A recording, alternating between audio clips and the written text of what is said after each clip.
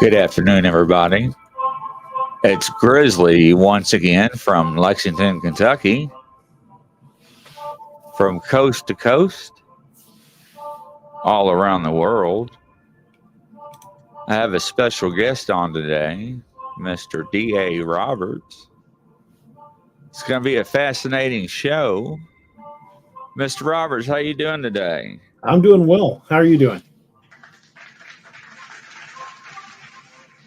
Doing wonderful. Why don't you explain and tell us about yourself? Well, my name's D.A. Roberts. I'm a retired law enforcement. I spent the better part of 20 years in uniform. Been a cryptid investigator since I was a kid. Really got fascinated in Bigfoot back in the 70s when I first saw the Patterson-Gimlin film and those old Leonard Nimoy In Search Ofs. I've had a few close brushes and one sighting. I've been, like I said, I've been investigating cryptids since the late 70s. Always wanted to be a writer, and I decided to turn my hand to writing fiction. I started with a zombie series back in 2012, and that has progressed to include cryptids and other things that go bump in the night. And I have 27 books out available currently, and the arsenal is going to continue to grow. Oh, that's awesome to hear. So how'd you get involved in the paranormal? Well, I've been interested in it for a long time, and my mother used to tell me stories about her growing up in a haunted house. And then we've had a couple of things in houses that we've lived in since I've been married, and my wife's very sensitive to that sort of thing. I always liken myself to being a psychic brick. I don't notice that stuff, but I have had a couple of paranormal experiences I couldn't ignore, and it's just completely fascinated me. So I'm really interested in learning more both about the paranormal and the cryptid community, the cryptid studies. Now, as you were a believer before your incidents, or As soon as I saw the Patterson-Gimlin film, I was hooked. But it wasn't until a few years later when my uncle he married my mother's sister. He was my uncle by marriage. He was full-blood Cherokee. He told me that the creature, that Bigfoot was real, and he'd seen it on his land. He lived on 160 acres here in the Ozarks, so that butted up against about 5,000 acres of conservation land, and he had some really thick country. His nearest neighbor was like 3 miles away. When I say he was in the woods, he was in the woods, and that's where I had my close encounters as well, including one taking a deer. Oh, wow. That's interesting. How did that happen? I was sitting in a deer stand, and this was right there on my uncle's land, and I'd been waiting for a while. I was wanting to get a good one, get a good buck, and I was hunting with the British 303 using soft nose bullets, and I finally got the one I wanted. He looked to be close to 12 points, and I waited for him to walk out, got the perfect shot, hit him, and he dropped instantly. But by the time I got down out of the deer stand, he had already popped up and was bounding away. Which, anybody's ever hunted deer knows 9 times out of 10 you're gonna have to track one for a bit. So I get over to where he went down, and there was a big pool of blood on the ground and some lung tissue. So I knew I got him good. So I knew he wasn't going far. And as I started tracking him, I was finding like silver dollar sized chunks of blood, not little drops. So I know he was bleeding out. I get to a edge of an old dry creek bed, a little ravine, and he dropped down into that ravine, and I could see where he'd fallen down there, but it was like 20 feet down. I wasn't going to be able to drop down without breaking my leg, so I had to backtrack down about a few hundred yards before I found a spot where I could crawl down and into that ravine. But when I get down there, it was gone. I mean, you could see the indention where it had been laying in the leaf litter that was on the ground. There was a lot of blood there, so it was obvious that he bled out. And at the time, there were no black bears in Missouri. They hadn't been reintroduced until around 2000, and this was about 1985. And if it had been coyotes, anybody's seen a coyote kill, they'll destroy it on the spot. So it was ruled out coyotes. And if it had been a mountain lion, which we do have in Missouri, if it had been a mountain lion, it would have dragged it. There were no drag marks there, and this was a good sized buck, and I was a pretty strapping, hay bucking wood hauling kid. I could carry a considerable amount of weight. I'd have had to drag this thing out, and so there was not a drop of blood, nothing. And so I spiraled out for every direction I could go, never found another drop of blood. So I had a little Motorola radio, and I called my uncle on it. I said, "Hey, Uncle Buddy," I said, I'm tracking a deer. I think somebody's on your land and took it." He said, "Where are you at?" And I told him what ravine I was in. He said, "That's the part of the land I told you not to hunt." And I said, "Well, I was tracking down there." And he said, "Well, I can guarantee you that wasn't a person that took your deer. You need to get the hell out of there before you get hurt." And I said, Oh, wow. I said, "What is it?" He said, "I'll tell you when you get back to the house. Get out of there. That's the part of the land we don't hunt." So I backtracked, scrambled out of there, and got back to the house. And he's like, "Yeah, you're never going to find that deer." He said, "The only thing you're going to find is a world of trouble if you go and keep going down that ravine." Oof. What was going through your mind at that time? Well, at the time, I thought it was a person because I couldn't think of anything else that would explain it. I thought somebody was poaching on my uncle's land. But the more I thought about it, I thought, well, that thing, it was way too big for somebody to just throw over her shoulder and carry. It wasn't field dressed. I mean, field dressed, you might have been able to carry it for a ways, but there was no person picked that up and carried that out without it being dressed out. And I never found a gut pile. I never found a drop of blood, nothing. And to this day, I still haven't gone back in that section of the land. Wow. So when your uncle explained to you what it was, what went through your mind? I was a little taken aback. He said, I told you they're out there. He said, if you'd have continued following that thing, you might not have come back out of there. He said, if you'd have shot at one, you damn sure wouldn't have come out of there. Wow. That's something else. Yeah, he was quite the guy. I learned everything I know about tracking deer from him. And how old was you at the time? I was about 15. Unbelievable. That's something else. That's one hell of a impression that you will never forget. Absolutely. So what happened after that? Well, prior to that, I'd had something approach my deer stand. I'd got out there early. It was still dark, and I was kind of getting a little dozy in the deer stand. Well, I hear something approaching from behind the tree, and I was in a big old walnut tree, and I was probably 12, 15 feet off the ground. And I hear footsteps coming up almost straight behind me.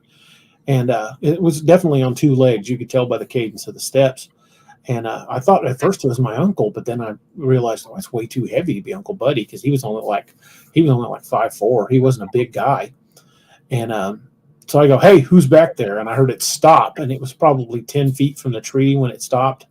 And then I hear this, and it turns and walks off. And by the time I scrambled out of that tree and got around, I could see the impressions with my flashlight where something had walked, but it was long gone. And that was on the same land the year before that deer, the one I lost the deer. But that whole place has got a weird vibe to it. And even as a kid, I grew up running that river bottom. It's right along the Niagara River Valley. And I grew up running that river bottom, floating and catfishing and running jug lines and everything else a kid can do in the Ozarks. And there were times of the year I would go out there to do just that. And Uncle Buddy would go, "No, why don't you stay up at the house tonight? This is not a good time of the year to be in the river bottom." Wow. He knew when they were moving and when they were active. And those times of the year, he wouldn't let you camp. Wow, that's impressive. It really is. So what other experiences have you had? Well, I inadvertently captured video of what we believe to be a dog man. When I was researching my book, The Lakeview Man, we went down to an abandoned campground down near Kimberling City, Missouri, called the Joe Bald Recreation Area.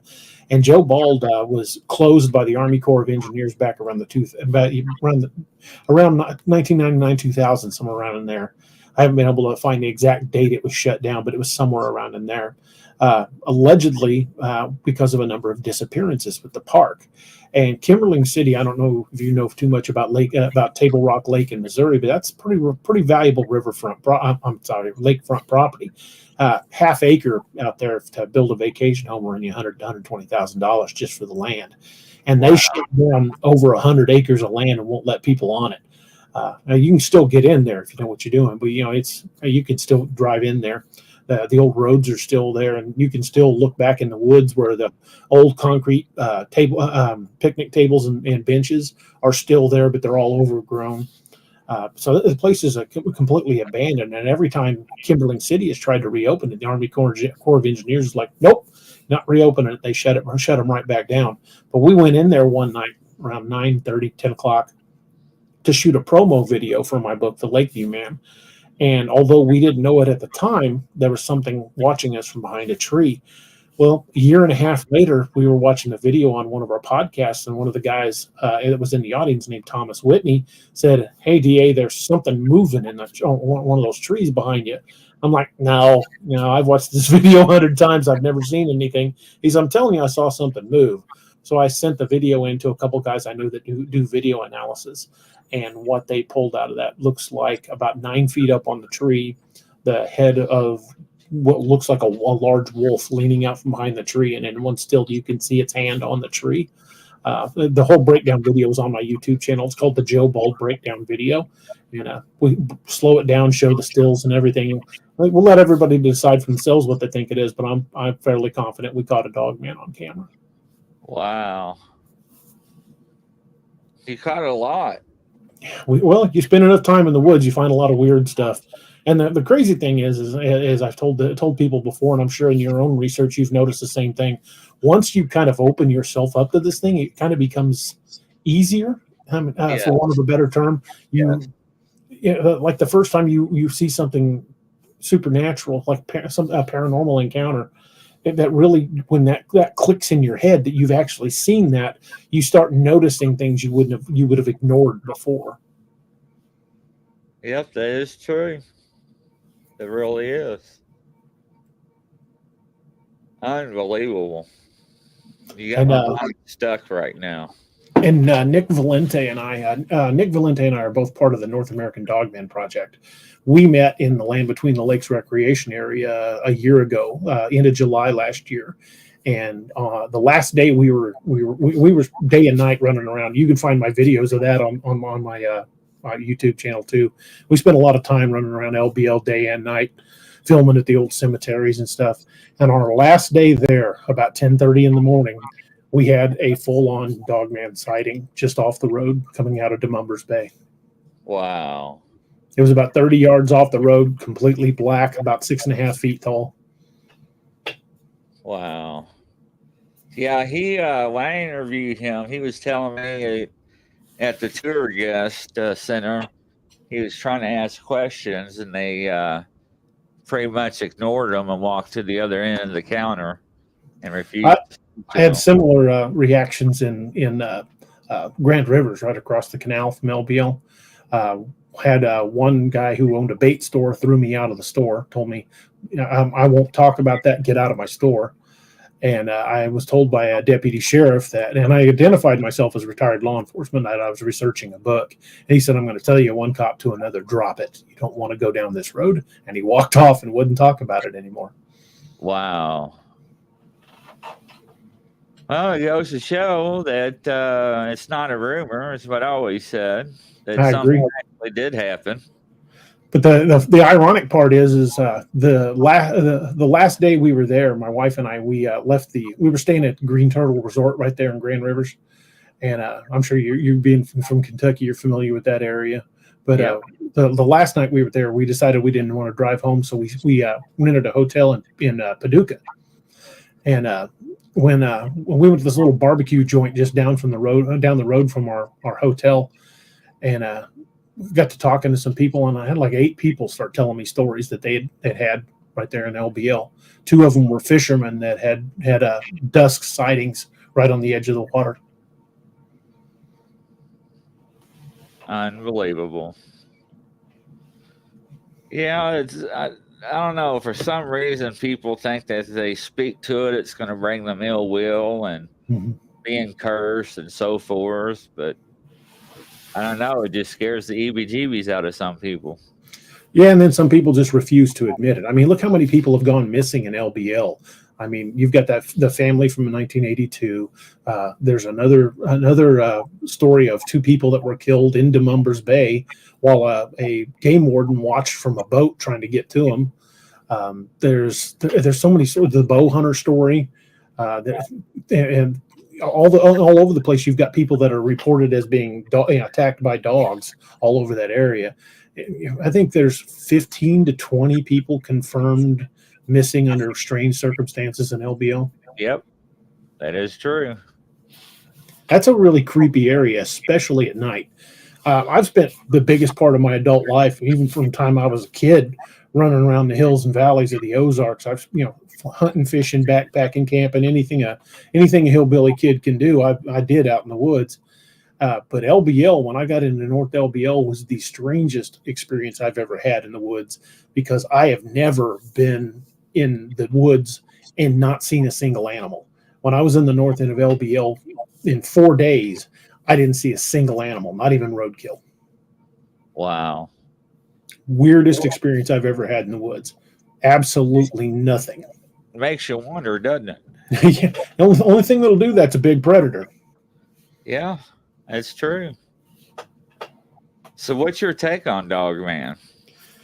I think since some of the earliest reported sightings in the LBL region date back to the late 1600s from French trappers, in which they referred to it as the loup-garou, which, the French word for werewolf. But then you've got the Native American stories of a shaman who went dark and was cursed to remain in the wolf form. That the lore of the Dogman in that area dates back centuries. And I know a lot of people seem to think Dogman might be a government experiment that escaped. But I think it goes way too far back for that.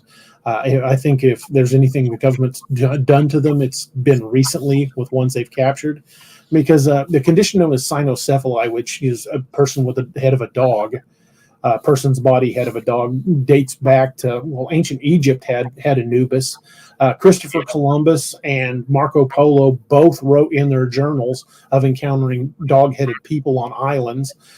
Saint Christopher, who is a Catholic saint, is depicted as the dog-headed saint. In a lot of Catholic iconography, he's depicted as having the head of a dog. This is not something new. A lot of people have only heard the name Dogman in recent years. I think it's only just become more mainstream. It's something that people have known about for a long time. And when you start digging into the history of this, it goes back centuries. Well, and I also think we're having a lot more sightings as well. Oh, I agree. Sightings are definitely on the rise. Yeah. Do you know any reason why that would be? Well, one thing, and I'm not 100% sure on that I could state this as an absolute fact. It's just my theory. Since COVID, a lot of people were staying home. There weren't as many people going on trails or doing things like that. Nature started making a comeback. I mean, I live in Springfield, Missouri, and it's the third largest city in the state of Missouri. And the greater metropolitan area is about 250,000 people and change. And we're catching mountain lions and black bears in town on Ring doorbell cameras. Animals are coming back into areas they haven't been in a long time. And I think as we're seeing more and more deer in town, we're also going to see some of these big predators following. Huh? That's a good theory. It really is. Yeah, because COVID shut down quite a bit for quite a while. Sure did. Yeah. You want to hear my crazy tinfoil hat theory? Oh, absolutely. Now, this is one I've been talking about on my podcast for a while. And if you think about it, I think it makes a lot of sense. One of the earliest accounts of a Bigfoot attack was recorded by Teddy Roosevelt in his book, The Wilderness Hunter. It's known as the Bauman Incident. It's one of the most famous Bigfoot stories floating around out there. The level of detail that he recorded in that story is far in excess of any amount of detail I've ever extracted from a hillbilly in the woods. They'll tell you the story, but they're not going to tell you about how the temperature was, how the traps were laid. This amount of detail that Roosevelt had led me to believe that Roosevelt was, in fact, Bauman. And there's a lot of people that agree with me on this because of just this sheer amount of detail. However, at the time, Roosevelt still had political aspirations. He wasn't president yet, so he changed the name and just put it as one of those crazy wilderness stories that he added in his book. Now, if you take that if you accept that Bauman could possibly be Roosevelt himself, you flash forward to President Roosevelt. One of the first things he does as president is create the National Park Service, cordoning off millions of acres that we still don't have full access to today. Right. Almost like he was creating a zone where those things could be, and we would leave them alone. Right. Well, see, my problem is that you got 411 Mm-hmm. Appalachian Trail. You got the Alaska Triangle, 60,000 plus people missing. And when people go missing, they don't find nothing. Sleep gear, backpack, hunting rifles, hunting gear, orange hats, clothing, nothing. Right. They just vanish. Yeah. And if it was a bear attack, they'd have found something. Oh, yeah. They'd have found bear's not going to eat the backpacking tent. They might shred it, but they're not going to eat it. Right. So they would have found something, a boot, piece of skull, a tent. But these cases where they just go absolutely gone are the baffling ones. And I can tell you as a cop, I've worked with tracking dogs. It is not behavior that those tracking dogs do to lay down and not follow a trail. Those dogs cannot wait to get out of the vehicle and start tracking a person. And if they don't catch a scent, they will start spiraling, looking for the scent, because you give them the scent of what you want them to track. And I know these dogs, some of these dogs would run into something like a bear and try to go after it. And the handler's like, no, get back here. Because these dogs are pretty fearless. For these dogs to smell something and lay down and like, nope, I'm out. That is very unnatural. Yep. That's true. Look at the Yellowstone National Park. It's just amazing what goes on, and nobody wants to talk about it.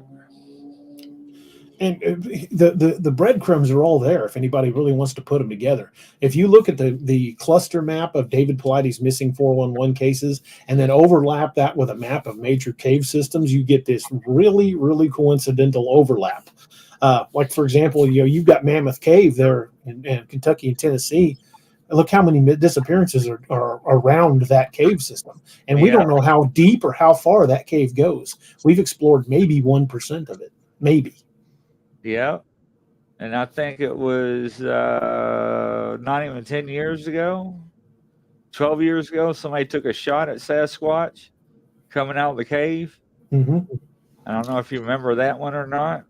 I remember that one. The thing is what people fail to realize is so many of these encounter stories. If you take these encounters and put them on a map, they're always near two things. They're always near water or caves. Yeah, that's true. You rarely find them like in the middle of a cornfield in Iowa. You find them. They use rivers and lakes like navigation systems. I mean, they could go from Canada to the Gulf of Mexico by following the Mississippi River Valley.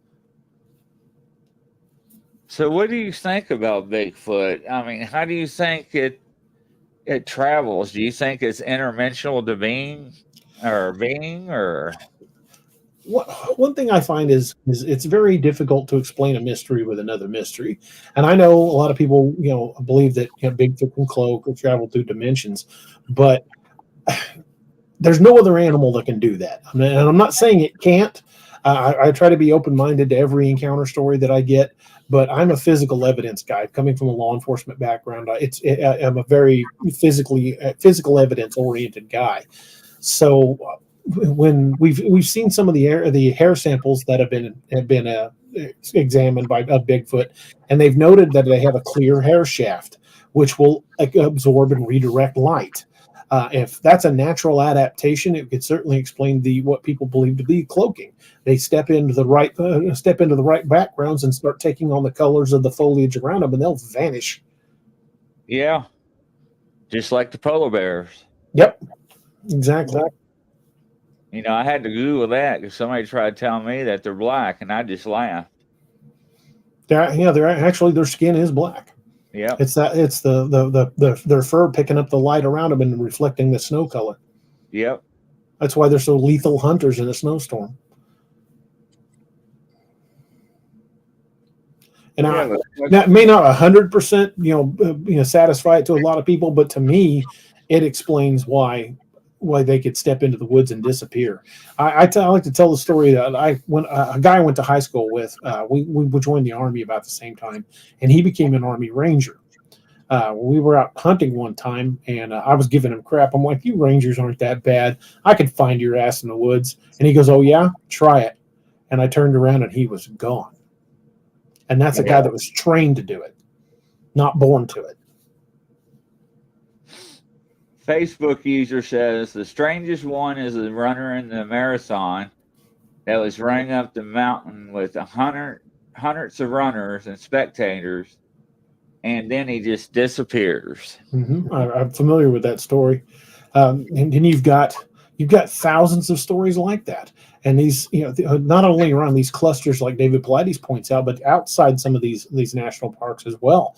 You get people that will be just ahead of somebody on a trail, and they'll go around a corner, and they're never seen again.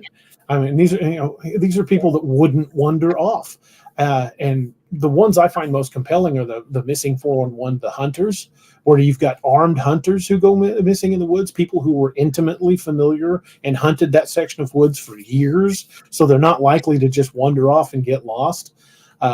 You hear all the time, and I've interviewed lots of witnesses, and I'm sure you've talked to quite a few as well, of people that had one in their sights and didn't take the shot.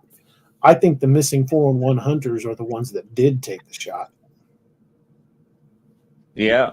And somebody else says the point of separation. Exactly. That but one point where they get separated from the group and they're gone like smoke in the wind. Yeah. And it's interesting how, they go out with helicopters, they go out with search crews, they go out with dogs, and they come up empty-handed every time. Well, there's the one story. I think it was in Yellowstone, or it was either in Yellowstone or Yosemite. It was a toddler who vanished, and they found the kid like 8 or 10 miles away, up on the side of a mountainside. His shoes were off, and his socks were clean. This kid did not walk all those miles and then climb a mountain, but they can't explain how he got there.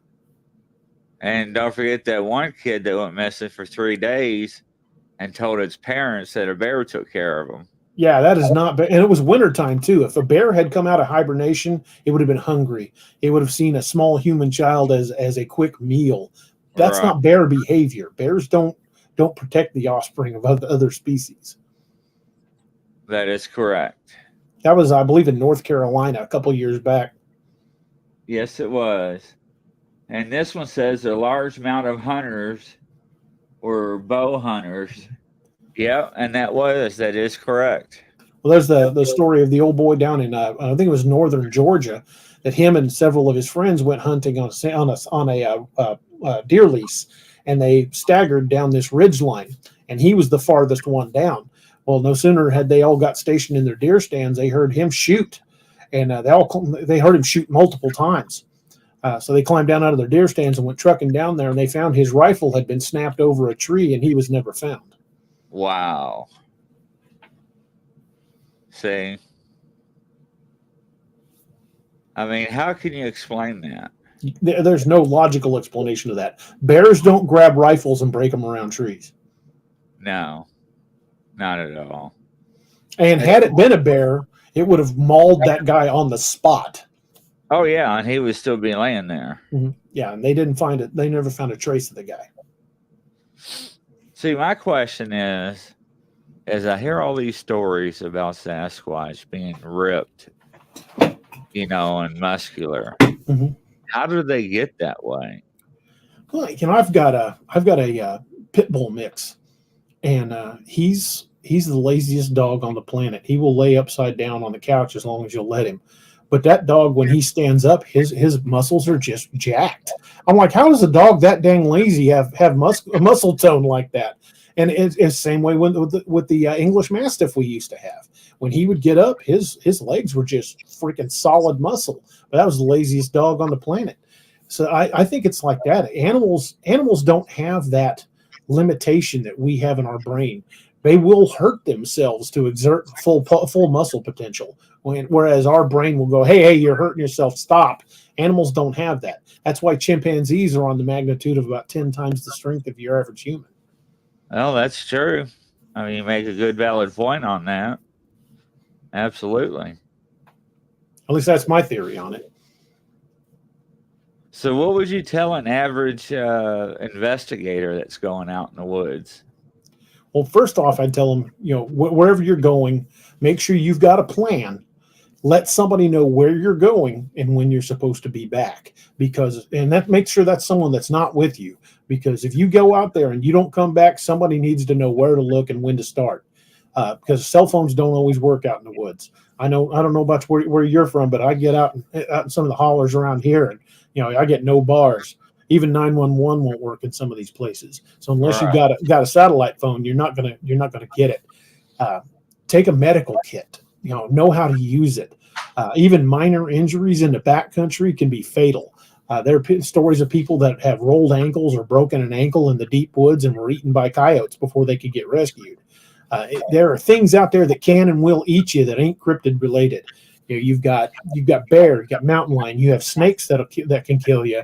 And then you've got the greater North American meth head who will probably do you in if they got half the chance. You stumble upon somebody's grow or a lab out in the woods. So be careful.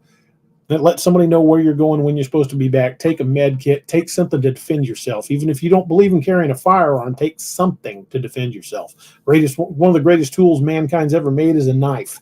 Get a good one and keep it on you. And have a plan for you being out there more than you plan for. If you're planning to be out there and back in a day, take something like a life straw so you can drink water. Take a space blanket or two. Take emergency equipment, because the best laid plans of mice and men often go south. If you're out in the deep woods, you need to be able to sustain yourself until help can get to you. Yeah, somebody says wear a GPS tracker. If you have one. Those are a little pricey, but they're well worth having, especially if you spend a lot of time off trail.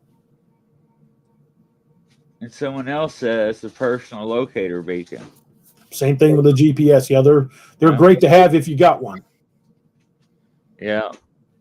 I tell you, with things going on in the world it is today, and the things that people are seeing, and with the technology of cell phones and cameras that people are taking pictures of, it's just amazing is what is being captured. I mean, look at the rake. The rake became on scene a little over 10, 12 years ago. That hasn't been seen in over a century. And now we're having quite a bit of scenes of that. And now we're seeing other creatures. We don't even know what the names of them are. Well, Wendigo sightings are on the rise. Yes. I talked to a guy last night about that. That one's terrifying. Yeah. It really is. Yeah. I mean, that's just incredible. It really is. Now there was a Girl Scout camp in Colorado that was closed because of Wendigo sightings. Really? One of the guys that sometimes co-hosts on my show, Kerry Davis, he lives out in Colorado Springs. He was telling me about it. Next time I get a chance to get out to his house, we're going to go up there. Wow. So all the cryptids that are out there, which ones have you seen? I've only seen the Dogman, but I know I've been close to Bigfoot a number of times. That's all it could be. Like the one that whatever took my deer kill had to have been big and strong. And there's no person picked it up. Mountain lion would have dragged it. Coyotes would have ate it on the spot. We didn't have bear at the time. Hasn't been a wolf sighting in Missouri in 100 years. So, you kind of do the math. I don't know any person short of Arnold Schwarzenegger in his prime that could have thrown that deer over his shoulder and walked out with it. Right. It would have been a 12-point buck, so probably ballpark of 200 pounds. He wasn't going to carry it far. I know I wouldn't have. And I was a pretty strong kid at the time. I spent all my summers bucking hay and cutting wood. So that makes a strong country kid. And I probably would have ended up dragging it. So when you go out in the woods and investigate, what equipment do you take with you? I take a lot of the same stuff that a lot of paranormal investigators. I'll take an EM meter. We'll take temperature readings. And I've got a big acoustic mic, one of those big parabolic dishes. And I've got a thermal camera, low light gear. It's just stuff like that. But I found the best results, and you see them doing on some of these shows, and I think they're really kind of doing the field a disservice. You see people out there whacking on trees or screaming out into the woods. I don't do any of that. The best results I've ever had The best things we've ever captured was them coming toward our camp. Yeah, they're curious. Mm-hmm. And if you go out there and making a lot of whoops and hollers, really all you're doing is just letting yourself be known that you're there, and they'll avoid you. We had Ron Moorhead on our show that recorded the Sierra sounds, and was talking to Ron. And the Sierra sounds he recorded were analyzed by a Navy cryptolinguist, and he said one, it was certainly a language, but he couldn't tell you what it was saying. But it also had peaks and valleys above and below what human voices were capable of making, which means that if one of their screams has peaks and valleys well out of our hearing range that we can't make. So if you're screaming at them out in the woods, it's the equivalent of listening to the London Symphony Orchestra on a single earphone. You're just not going to get the level of sound quality. So God knows what you're saying to it, and I don't think whooping and yelling at them is doing anything. And we don't fully understand what those tree knocks mean.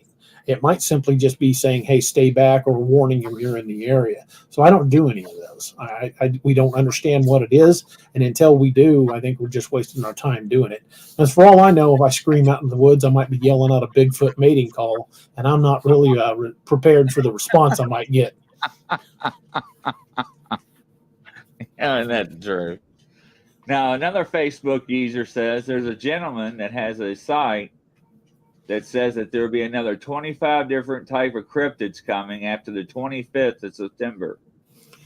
He says it's a biblical. I would like to check that site out. I'm not sure who Facebook user is because you can't see their name on StreamYard for some reason. Right. But if you go to StreamYard.com/Facebook, you can authorize them to allow your name to be seen. But that's the only way Facebook will let it happen. But if you would reach out to me at my email address, was just daroberts@daroberts.net. I would like to check that site out if you don't mind sending it to me. The thing is when you really start digging into cryptids and focus beyond North America, there are way more than 25 species. There are thousands of species all over the world. I think there's probably close to 25 species of Bigfoot. Yeah, that's what I'm hearing. We got a guy in Kentucky and Ohio. He's identified 13 different clans. So, yeah, that's pretty interesting. But yeah, please reach out to Mr. D.A. Roberts and share that information with them. Yeah, I'd definitely like to check that. That'd be really interesting. So when it comes to Dogman, what do you think about that creature? Well, the thing about Dogman is 90% of the reports you read that when people have had close encounters where they actually were physically within close proximity, they could see it. They use one of two terms to describe it. They either say demonic or hellish. A lot of people describe them that way, and I think these things are evil. I don't know if they're necessarily supernatural in origin. I can't speak to that, but I think they're definitely evil. They have no good intent. You'll read Bigfoot encounters where there's some from like loggers who claimed they were pinned under a log and Bigfoot rescued them, and then you get the occasional story of a lost kid that was brought home by Bigfoot. You don't get stories like that with Dogman. Dogman stories, everybody says the same thing. They felt like they were being hunted. Yeah. Well, and I always said, and I don't know if I'm right or not, but that I thought they were demons released from the gates of hell to cause havoc on earth. So you could very well be. I mean, again, these things have been around for centuries, and of course, so have stories of demons. And Facebook user said, "Will do." Awesome. So they do that, so that's great. But yeah, I mean, it's so interesting. A lot of people, kind of make fun of that TV show, Paranormal Caught on TV. Mm-hmm. But in reality, it's people using their cell phones capturing stuff that's downloaded straight from the cell phones, not video edited, not Photoshop. And how can you explain some of the stuff they caught on their cell phone? Well, the problem is anything that you capture on camera, any video that you see has to be considered suspect. And it's sad. Same thing with photos. I hate the fact that the way it is, but the advent of video shop and Photoshop programs has made it so easy for hoaxers to put these videos out. It's hard to take the real ones at face value.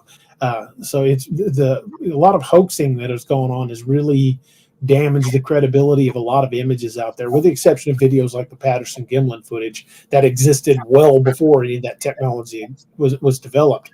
But any video you see is going to have to be analyzed to determine if it was legitimately taken straight from their cell phone. People can make that claim all day long, but if it's not backed up, it's very difficult to prove that video is authentic. And I hate the fact that that's the way it is, but unfortunately, hoaxers have ruined a lot of it for a lot of people. And don't get me wrong, I know little Johnny's drunk in the middle of the woods at night, running around in an ape suit. I know that happens. You get shot in Missouri. Yeah, well, you get shot in Kentucky. But, I know it happens. I know there's pranksters out there that do stuff like that. It's just is what it is. And I know there's people that fake, footprint, big footprints and stuff. But, to a well-eye trainer that knows about big footprints can actually tell the difference between the reals and the fakes, between the dermal ridges and the steps and how it walks and so forth, and they're not just flat. And I mean, there's different techniques, but we're always going to have the people that wants to fool everybody, wants their 15 minutes of fame. It's going to happen. It's going to be. It's just realistic, and it is what it is. So I mean, I do agree with you on that. But it's unfortunate that people do that. Because it really affects the credibility of everybody that are legitimately trying to bring information about these creatures to light. Now, I don't know. Did I send you the new link to the new Facebook group? I don't know if you did or not. I'd have to check my Facebook. Now, I created a new Facebook group. It was, I have to look it up. It's so new. It's called Podcast, Live Recordings, EVPs, and pre-recorded shows. And what I was trying to do was have a centralized location for everybody to share their evidence.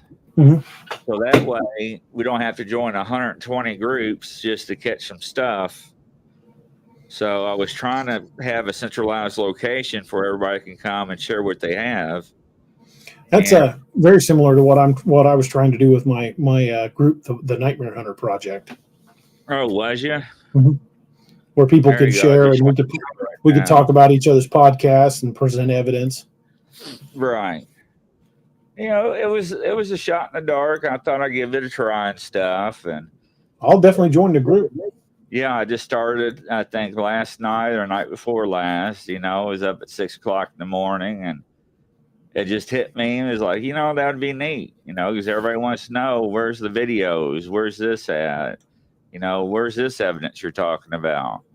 So I just thought I'd just throw it together and put it out there and see if anybody wants to use it, can use it. Some people in some groups don't like live videos, which I don't know why. I think it's interesting to have them. I like the videos, even when like people like Thinker Thunker debunk the video.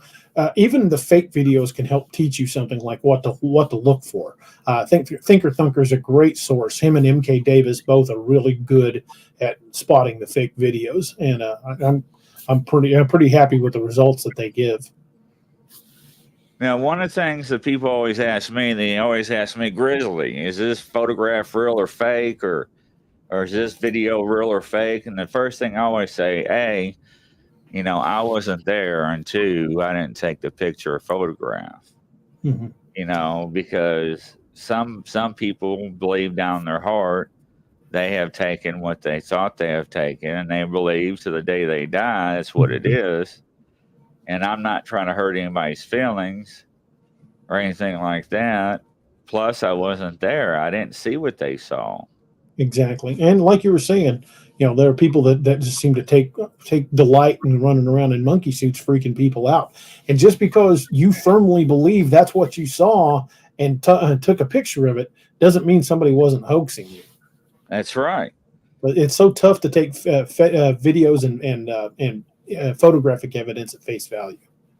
It is. And don't get me wrong, I've seen photographs of shadows and trees, and I'm like, how in the world are you saying that's a dog man sitting in a bush?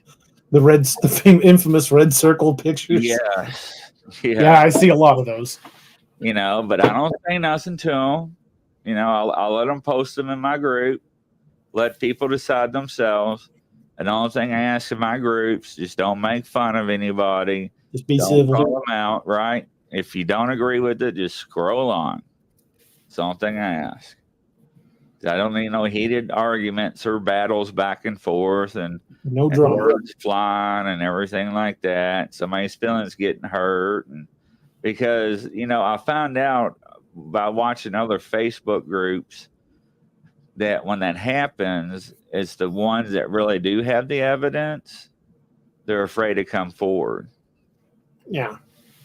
And I don't want that. I want everybody to come forward and share what they have. And I even have it set up to where you can post anonymously, in my group, so you don't have to share your name. So, that's a good idea. Yeah, especially law enforcement people. Well, I can't really share that because I'm a state trooper, and they'll have my job for this. Well, all you gotta do is slide that little button up top, and they'll never know who you are. Just Good don't point. mention your name. So that's helped a lot too. So I try to think outside the box on a lot of things. I really do. As best as I can. But is there any other recommendations that you recommend for people, especially just starting out or trying to get involved in the field? Well, the best advice I can tell people is if you find tracks and you don't know how to cast them, take pictures from multiple angles and put something in the picture for scale. If you don't have scale in there, we don't know, the picture could be, the footprint could be 3 inches long. You put something in that picture for scale that is a known quantity, like a dollar bill or a ruler, if you have one, is perfect. So take pictures from multiple angles. Taking it from directly above does not always give the best detail. Take something where you can always record, whether it be your cell phone. But I recommend something other than just a cell phone, because weirdly enough, just like in paranormal encounters, a lot of times people that are digging into this will notice their batteries go dead. I've had that happen to me. It's really weird that it does it. So make sure you've got something to back it up. Be careful. Like I said before, make a plan. Let somebody know where you're going to be and when you're supposed to be back. Take the basics to defend yourself and to keep yourself safe. And question everything. Don't just look down. Look up. Check the trees. Look for those weird stick breaks at and 8-9 feet off the ground, because Missouri deer or even a Kentucky deer ain't going to go through the woods and break a branch at 8 feet off the ground. Maybe an elk, but that'd be a big dang elk. Right. So what? You may see a deer up in the trees too. Yeah, or a mountain lion. Mountain lions do like to hang out in trees and drop down on their unsuspecting prey. So look up, look down, and occasionally, if you're walking a trail, if you've got your cell phone camera, turn that camera around where it's facing towards you and just lift it up and film behind you. Because some of the best footage I've seen were people that had GoPros facing backwards, and something would peek out and watch them walk away. Really? Some of the best pictures I've seen. And it's when they know you're looking at them, they're going to hide. If they think you've walked on past and forgotten about them, you might catch something peeking out from behind a tree. You might get that movement. You might get something walking across the trail behind you, because it has happened. Just be aware of your surroundings. Watch every direction. Look up, and take pictures from multiple angles. If you find a tree structure, take pictures of it from multiple angles. And if you find something that looks like a territorial marker, or you find like torn up clothes, probably a good sign to get out of that area because something dangerous is probably nearby. Just be careful and come home safe. Yeah. Well, you heard everybody from D.A. Roberts. We really welcome him on the show. I'll welcome him back at any time to give us some updates and everything. We really appreciate him being on the show. It was wonderful having you. And if you want to be on my show, all you have to do is email me at grizzlytheparanormal@gmail.com. That's grizzlytheparanormal@gmail.com.